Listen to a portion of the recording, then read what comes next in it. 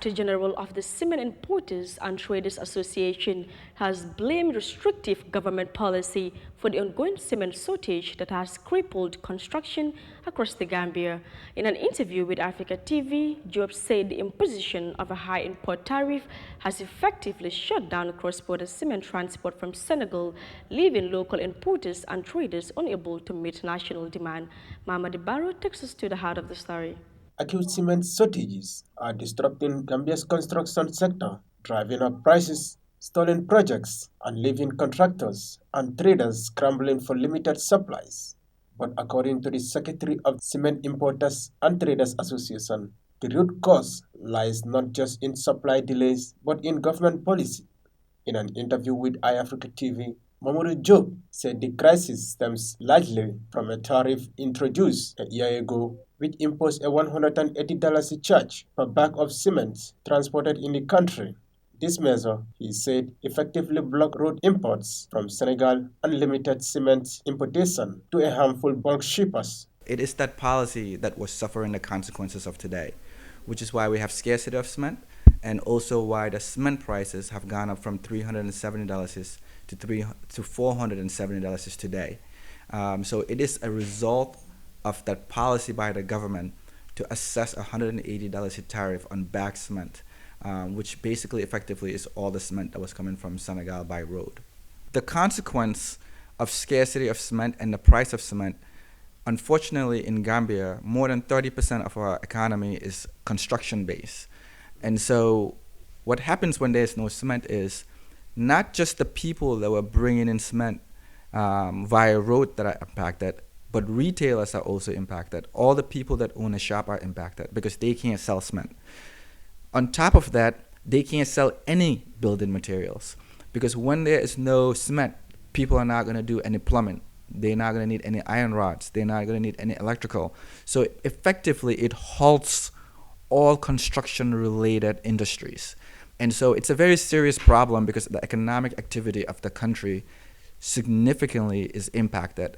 Not only are people paying $100 more for cement, they just can't even get cement, which means all the projects that were going on effectively has to be stopped.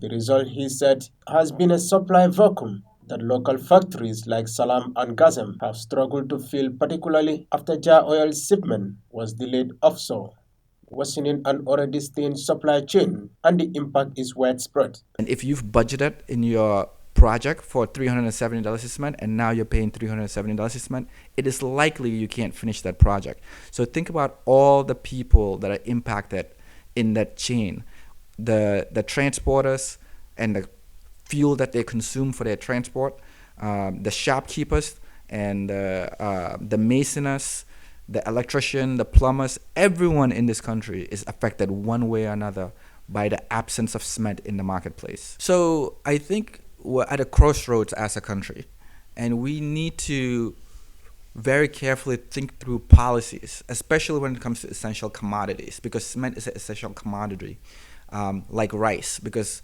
the absence of essential commodities effectively means economic activities in Gambia is completely depressed.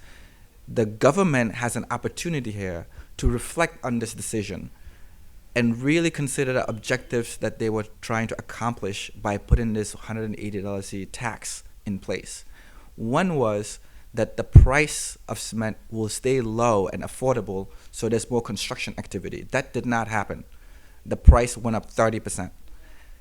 Two was there will be no scarcity because supposedly the three companies that are allowed to operate can supply the whole market. He highlighted the cascading effect on livelihoods, pointing to truck drivers and rural traders who have been forced to suspend operations as they wait for new stock. Some have had to travel across multiple regions just to locate available cement. This shortage has led to widespread frustration in both urban and rural areas in the Greater Banjul area and the West Coast region. Prices have soared and major construction projects are on hold. Industry players say the situation is unsustainable. Cement dealers and transporters are now calling on the government to urgently review its tariff policy arguing that the current import restrictions are suffocating the market and hurting both local businesses and national development. We are not asking for special treatment, Job said. We are asking for a policy that ensures availability, affordability, and fair competition. As the crisis deepens, pressure is mounting on authorities to strike a balance between protecting local production and ensuring the steady supply of a material critical to Gambia's growth and infrastructure ambitions. Reporting for Eyeafrica News,